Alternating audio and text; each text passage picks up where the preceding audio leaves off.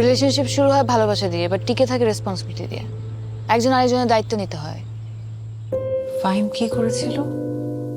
Movement স্টুডেন্টদের নিয়ে। ও কেন মুভমেন্ট করবে? আমি যদি কখনো হারা যাই কি করবা তুমি?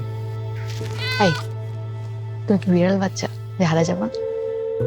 ফাইম আছে? না, ও তো হাসপাতালে ছাদ থেকে লাফ পেরেছে।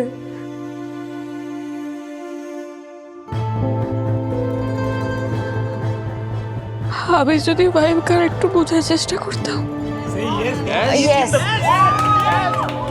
ফাহিম কেন এতদিন লুকায় ছিল? কি করবা জেনে তুমি?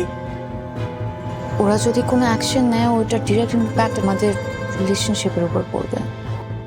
ও সুসাইড করতে গেল কেন? গত 18 বছর যেই মা ওকে স্ট্রাগল করে ছোট থেকে বড় করলো, ছাদ থেকে লাভ দেওয়ার আগে তার কথা একবারও ভাবলো না?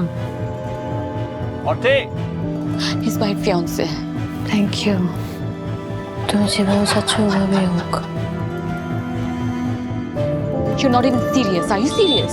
তুমি আমাদের রিলেশনশিপ নিয়ে সিরিয়াস? সবাই বলে ফাহিম আর বাঁচবে না, ওর লাইফ সাপোর্ট খুলে নিতে, কিন্তু আমি পারবো না। নিজের এক্সপেকটেশন অন্যের উপরে চাপাই দিয়ে নিজে ভিকটিম প্লে করো। আমি ওকে অনেক প্রেশারাইজ করেছি।